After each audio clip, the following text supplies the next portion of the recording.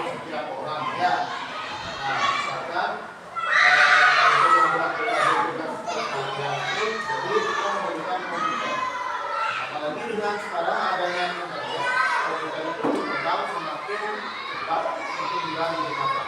Ya, kalau bukan sehari-hari kalian juga menggunakan internet. Nah, di rumah kalian gunakan internet ya? Enggak apa internet kalian? Itu aja. Nah, ini jadi tujuan pembelajaran hari ini itu kalian agar kalian dapat menjelaskan apa itu sistem informasi kita yang dijelaskan perangkat internet itu segala. Jadi perangkat internet itu bisa kita gunakan di berbagai jenis perangkat yang kita tahu dan menjelaskan perangkat program yang itu tujuan pembelajaran kali ini ya. Ayo, pertama komputer di kelas 1 kalian perlu dan kenalkan tentang komputer. Ingat ya? Ingat ya apa itu komputer?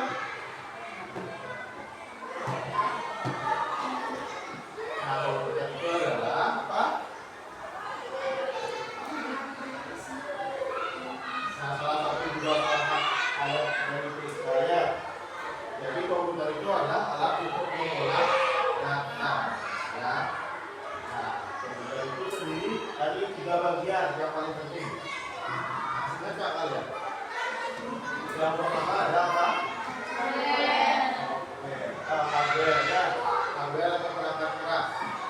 Nah, perangkat keras itu biasanya ditemukan pada komputer di bagian internet itu hardware. Seperti keyboard, konsol, background, ya, apa lagi perangkat keras? Mouse, ya, ini.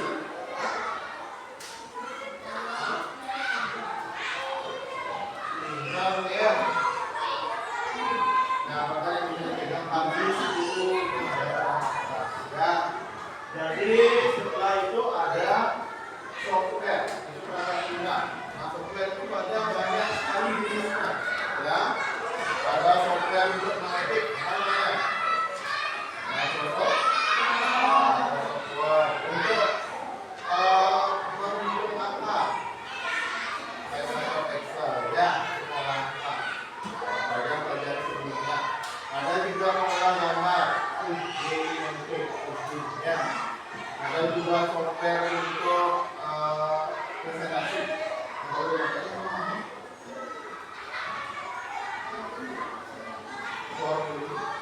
atau apa, ya.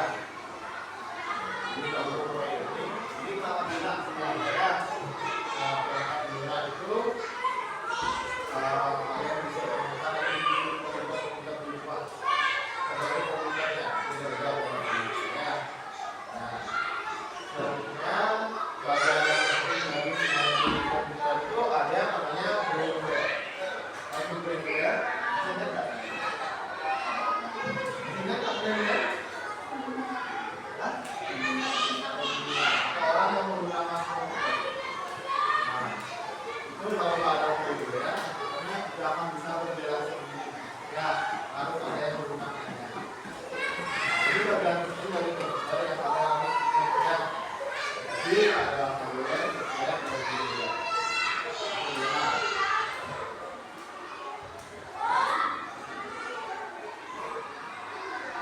Selanjutnya kita akan mengenal juga perangkat internet untuk segala, ya. Jadi perangkat internet ini kalian bisa menggunakan di berbagai macam device. Apa device? Atau perangkat kita ya. Ada PC, apalagi HP, tablet, laptop, PC, ya. Itu namanya device. Nah, ini kalian di rumah menggunakan perangkat internet itu di berbagai alat. Kalian mau mencoba dari PC, tapi bosan komponennya itu aja. Dapat kemudian video atau wifi, buka YouTube atau buka Netflix, dan sebagainya yang suka. Nah, selanjutnya kita segala.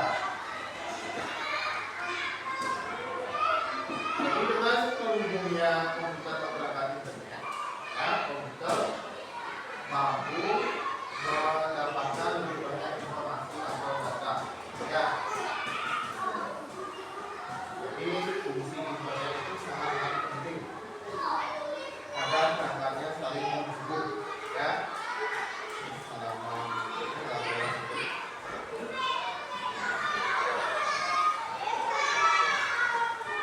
Jadi perangkat internet juga dapat terhubung ke gadget yang ada, ya. Seperti yang dijelaskan di sini, teknologi yang dapat dipakai. Tahu nggak? Ada yang pakai teknologi jangkauan dari itu smartphone. Nah, itu namanya teknologi. Ya, jadi smartphone itu dapat terhubung dengan perangkat gadget yang lain. Ya. Nah, jadi smartphone juga dapat melangkah kaki kalian, letak jantung kalian, sampai berapa kalori yang kalian habiskan setiap hari. Ya, ya berlari itu banyak menggunakan jangan sebentar yang berfungsi dengan hati. Ya. Nah, itu namanya wearable gitu. Terus ada di sini perangkat rumah tangga pintar. Nah, kalian tahu nggak perangkat rumah pintar? Nah, kalau di zaman modern ini, kalian itu dapat menghidupkan lampu, misalnya dengan atau dengan menghidupkan kain Google atau kalau Google, nyalakan lampu, nyalakan lampu, ya, nyalakan lampu berapa persen, itu terang, ya. Nah, terus ada lagi apa? Di rumah smartphone, ya. Ada yang di bawah berapa lampu kita kan? Ya, ada. Oke, ya. Jadi itu menggunakan lampu. Nah, bisa lihat ya, warnanya itu bisa lihat RGB, ya. Mau warna kuning hijau atau warna apapun bisa lihat. Nah, itu biasanya harus terkoneksi dengan wifi lampu.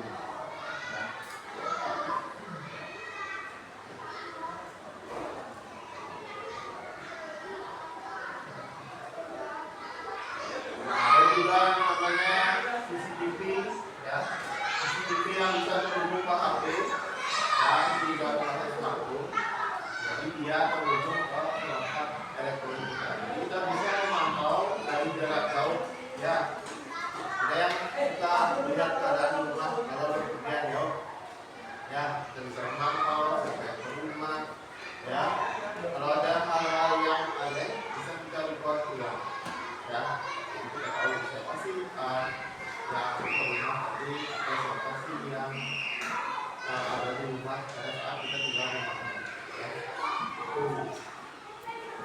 Jadi rumah itu juga termasuk perangkat internet itu bisa masuk ke dalam rumah, ya. Ada juga sensor penduduk yang terjangkau, ya, mungkin dari kalian ngomong aja langsung ya, nggak pakai kunci lagi, jadi tidak tahu kita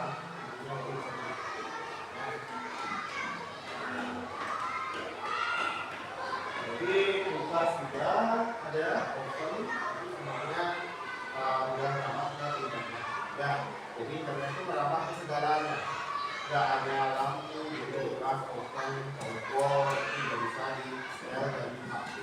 Mau berapa menit, mau berhubungnya di mana, ya. Nah, setelah itu ada yang disebutkan tadi sistem keamanan rumah kita, smart home security, ya. Nah, smart home ini itu bisa kita gunakan untuk mengamankan rumah dengan sistem yang smart home. Nah, bisa lihat di sana. Jadi smart home itu bisa menguasai pintu, jendela, kita bisa memantau siapa aja yang masuk. Jadi misalnya di jendela dikasih CCTV kecil yang nggak kelihatan bisa sekarang, ya. Nah, yang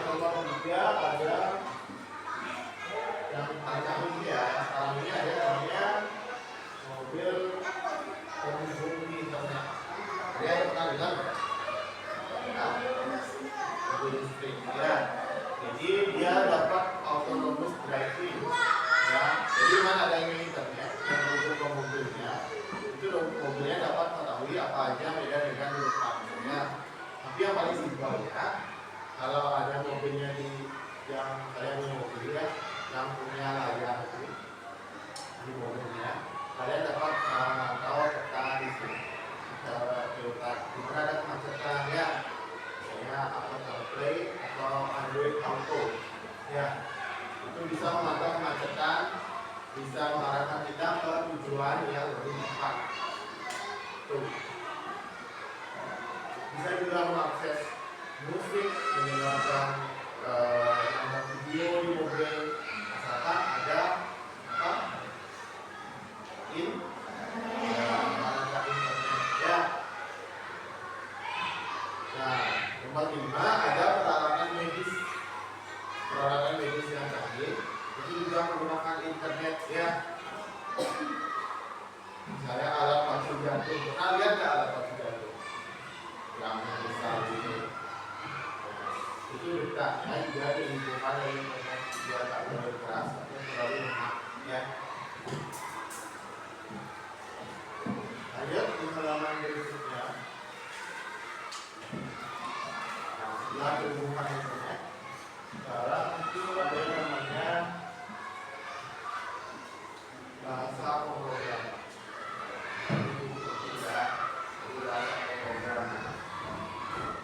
Jadi kalian tidak hanya menggunakan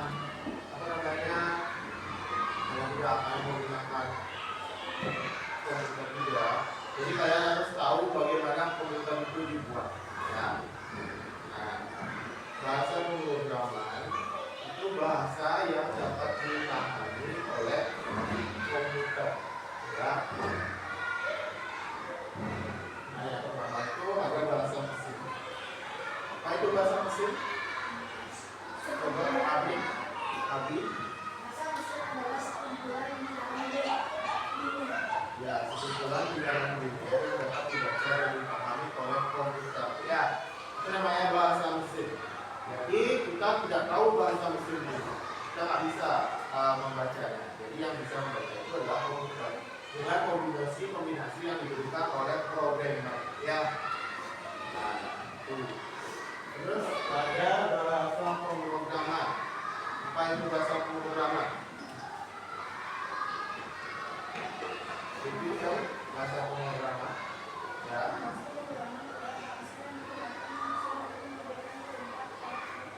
Ya, betul sekali. Ya. Jadi bahasa pemrograman bahasa yang digunakan oleh manusia untuk memberikan pemrograman atau perintah kepada komputer. Jadi dia diberi perintah oleh manusia. Ya, sehingga komputer itu dapat bekerja. Nah, sebenarnya kelas 5 kalian sudah belajar bilangan linear ya. Jadi bilangan linear itu gimana? Terbagi atas dua bilangan aja, yaitu 0 dan 1. Nah, itu dikombinasikan dan diproses oleh komputer sehingga dia membentuk yang namanya binary digit atau disingkat dengan bit. Nah, bit di sini adalah unit detail terkecil yang dapat diproses oleh komputer. Ya, makanya satuan komputer itu ada yang namanya megabyte, terabyte, atau byte. Ya, benar nggak dengan bahasa-bahasa seperti itu? Berapa megabyte, berapa terabyte? Nah, itu berada di dalam memori komputer. Ya, makanya ketika kalian membeli HP itu ada RAM-nya berapa? RAM 4 GB. Jadi satu programnya dapat menampung sekitar 4 juta byte. Ya.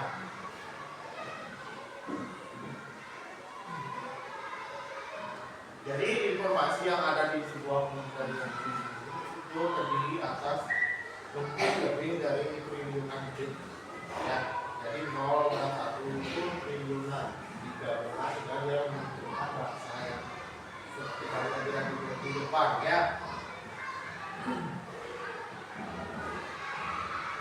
Jadi bilangan linear memiliki peran yang sangat penting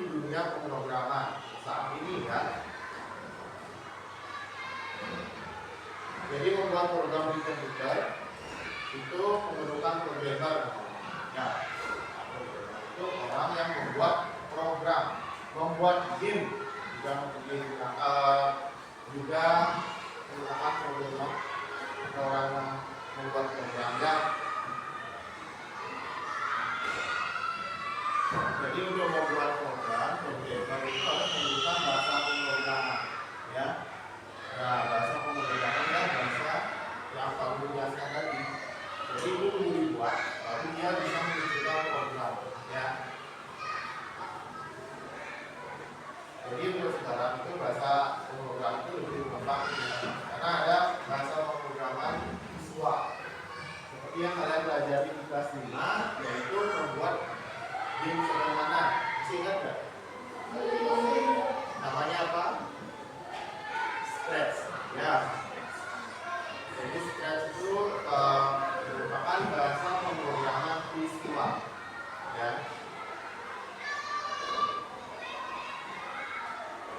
Jadi makin mudah bahasa pemrograman itu dibuat, semakin cepat programmer menyelesaikan programnya. Ya. Ada banyak jenis bahasa pemrograman. Ada HTML, ya, ada Python, ada JavaScript. Itu banyak sekali. Kalian bisa pelajari juga di pelajaran berikutnya, ya, tentang bahasa pemrograman.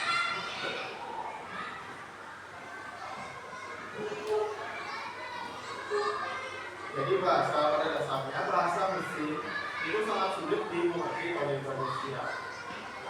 Ya, sistem bilangannya itu sangat amat banyak, sehingga perlu diterjemahkan ke bahasa pemrograman oleh programmer. Ya. Nah, di halaman berikutnya, selanjutnya.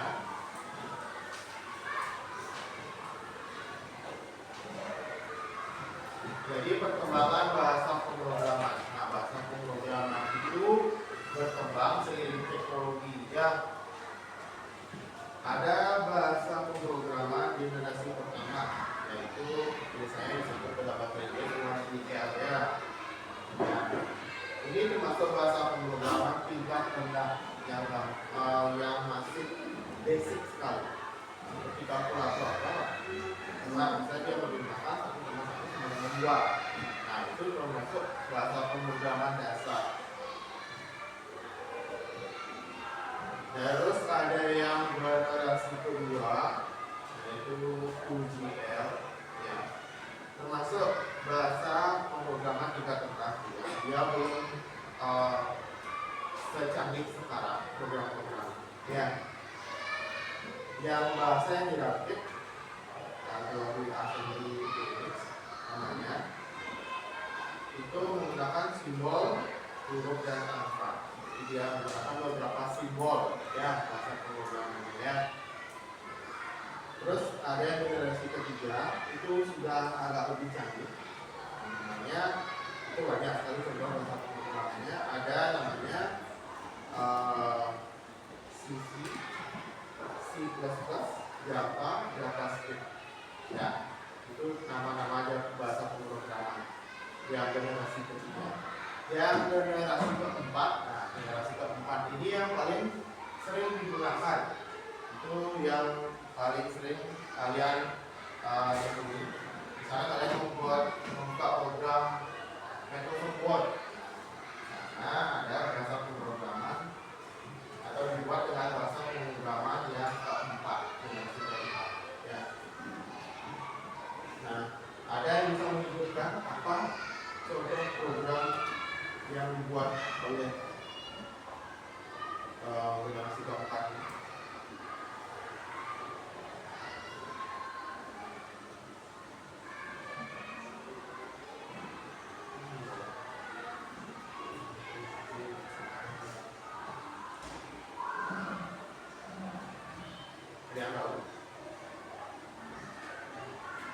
Jadi di generasi keempat bahasa pemrograman itu ada banyak, ya.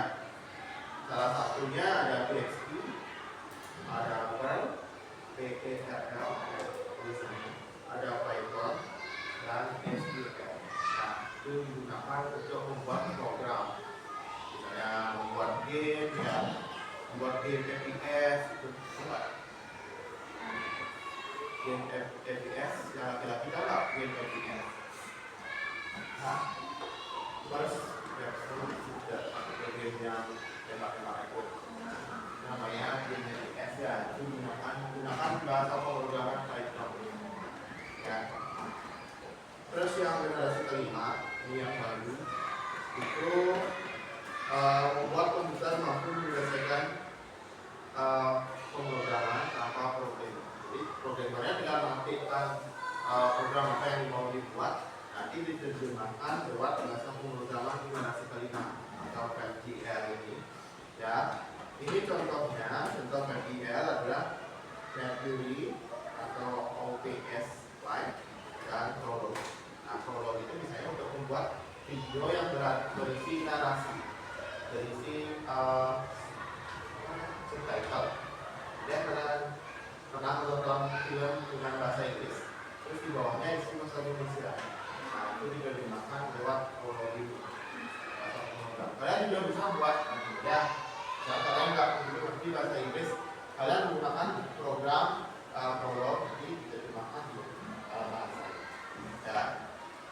Itu. Jadi itu ada jenis-jenis atau bahasa pemrograman dari generasi 1 yang 1GL ke generasi 2. Jadi lompatannya sangat jauh ya. Tentu semuanya tidak akan bisa digunakan tanpa yang namanya programmer ya. Jadi agar komputer dapat memahami bahasa itu harus diterjemahkan dulu ke bahasa mesin.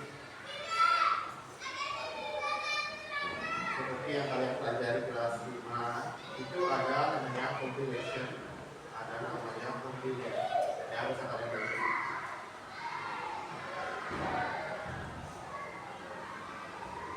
Jadi sebelum program itu dapat digunakan, programmer itu menerjemahkan atau kompilator bahasa pemrograman jadi bahasa mesin dulu, sehingga nanti komputernya kalau memahami bahasa mesin itu diterjemahkan dalam program ya. Nah, itu yang Pak Guru jelaskan tadi tentang internet dan platform pemrograman. Nah, sekarang kita masuk ke Pak Guru akan memberikan ya tugas ya. Jadi kalian nanti buat di sini tugasnya. Silakan kalian nanti diskusikan ya. Langsung buat jawabannya di sini. Nanti setelah itu kita akan kelompoknya akan maju satu-satu untuk mendiskusikan ini ya. Nah, mulai kerjakan.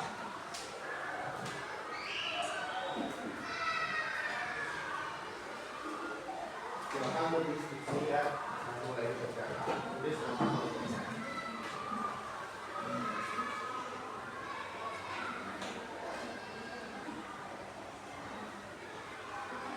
Nama kelompok ini.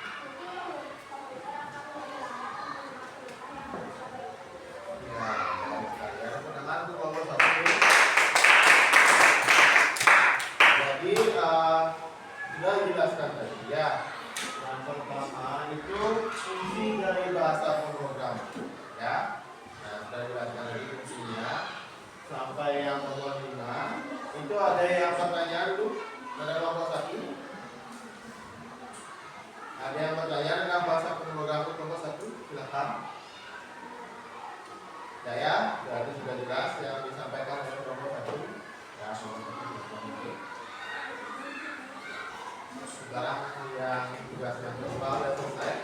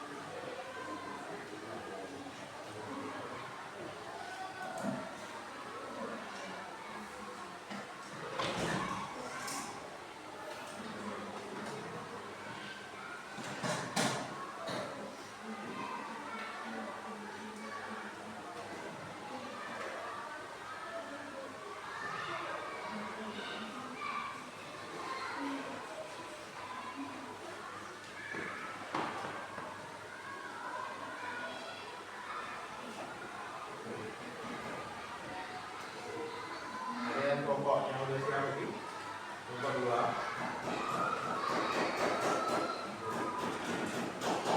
Ya.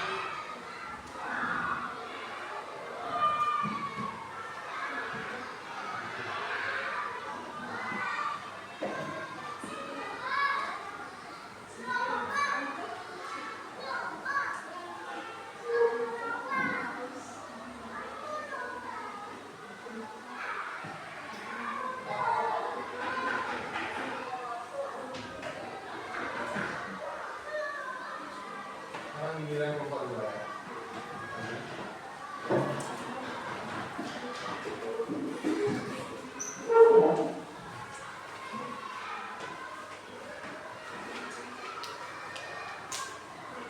Perkenalkan, kami dari kelompok 2 yang merasakan saya sendiri, Ibu Abimata Dinata, Inyoman Aditya Mustika, Ibu Adinda Sanjaya, Wayan Karang Udayana Hanakan Kusmaneka, Adina Pagastia, Manesa Komang Yudhistira Bakti Prakosa. Nomor 1. Apa fungsi semua bahasa pemrograman yang digunakan oleh manusia untuk memberikan perintah kepada komputer? 2. Mengapa bahasa pemrograman berperan penting dalam mengatur fungsi komputer? Karena jika tidak ada bahasa pemrograman, programmer tidak bisa memberikan arahan kepada komputer. 3. Bagaimana cara komputer memahami bahasa yang digunakan oleh programmer? Kita ubah dulu ke bahasa mesin, lalu dari bahasa mesin kita ubah ke bilangan biner. Nomor 4. Jelaskan perbedaan antara kompilasi dan kompilator dalam pemrograman. Kompilasi adalah proses menerjemahkan, kompilator adalah program yang melakukan penerjemahan. 5. Apa yang mungkin terjadi jika ilmuwan tidak menggunakan bahasa pemrograman generasi kedua? 3. Dan tidak akan ada komputer yang secanggih zaman sekarang. Ya, dulu kedua. Jadi kedua yang nomor 5, kalau tidak ada bahasa pemrograman dengan siklus nomor kedua, maka komputer yang sekarang itu tidak akan ada ya, tidak akan terbentuk ya. Tidak akan terbentuk ya.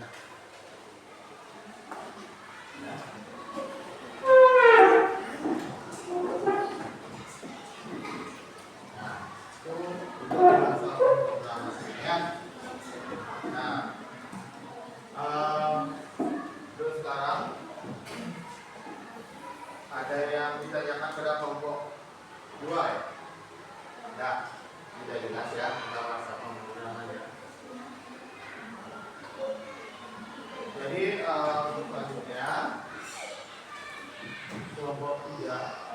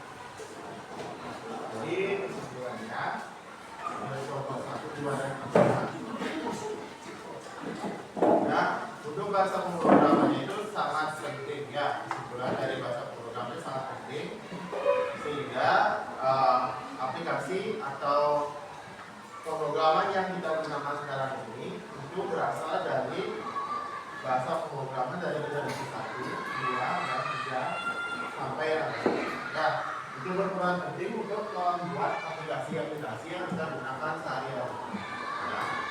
Dan untuk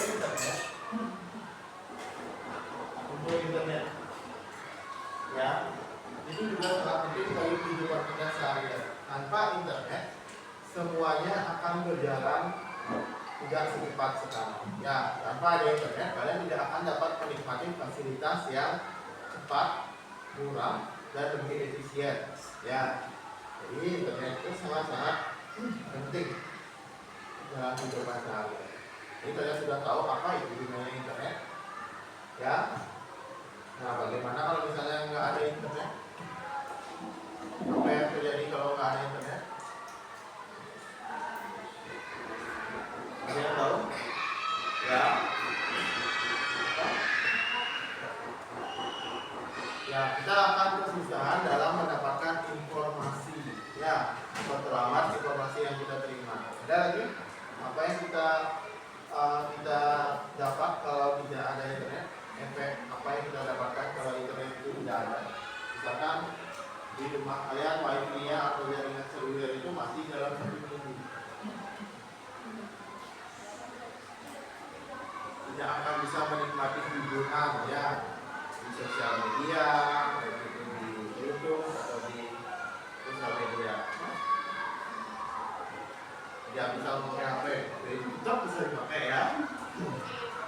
Cuma dia offline. Nah, kalau apa yang offline itu cuma aplikasi terbatas ya yang tidak bisa ya. Nah itu ya.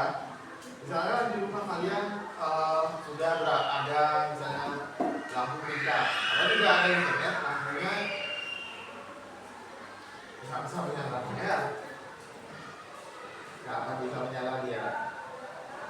Itu kan mobil, nah mobil ini yang paling fatal ya. Kalau mobil internet itu dari satelit, dia beda dengan internet ini. Kalau di internet mobil itu real time 24 jam, mobil itu dihidupkan. Ya, mencari rute, makanya mencari rute terdekat itu kita harus menggunakan misalnya bantuan dari HP kalau di mobilnya. Ada di mobilnya ada map, karena mau kemana itu kita belum ngecek mana, kelihatan macet di mana. Nah kalau internet mungkin kalau nggak ada internet, jadi kalian nggak akan tahu di mana macet, di mana lancar, nggak akan tahu ya. Kalau misalnya kita terobos ini jalannya, jadi salah-salah kita macet. Dan ada juga dampak negatifnya dari internet, yaitu kita menjadi apa?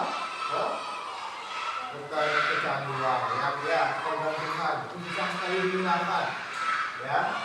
Makanya kalian nggak boleh terlalu lama menggunakan gadget. Batasi diri kalian dengan gadget. Maksimal misalnya ya weekend 2 jam atau 3 jam itu kalian dia bermain ya. Nah itu kecanduan efek negatifnya. Ada juga efek negatif yang lain apa yang kalian rasakan menggunakan internet? Pusing karena terlalu lama melihat layar HP ya. Mungkin di kelompok ini ada efek negatif penggunaan internet.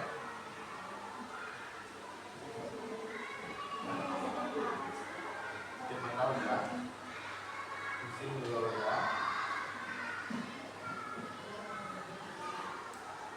Kalian akan lupa waktu.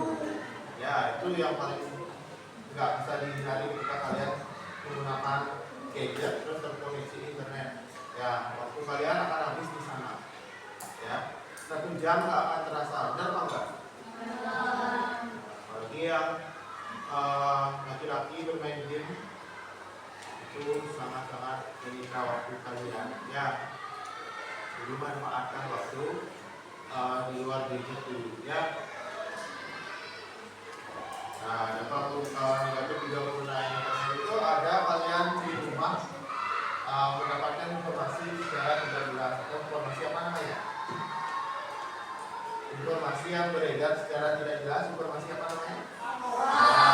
Informasi palsu, ya. Itu sangat mudah diterima, ya.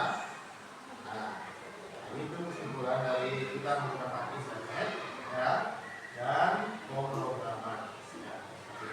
Jadi sebenarnya itu seperti yang jawaban nomor 5 ya, jika tidak ada bahasa pemrograman kita tidak akan menikmati program-program yang ada sekarang ya.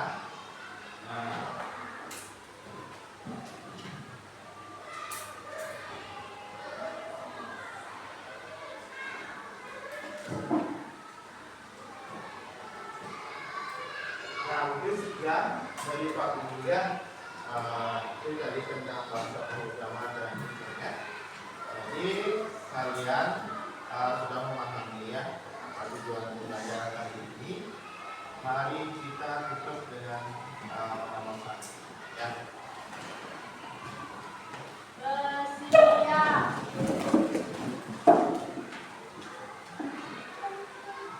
Paramasati. Om Santi Santi Santi Om.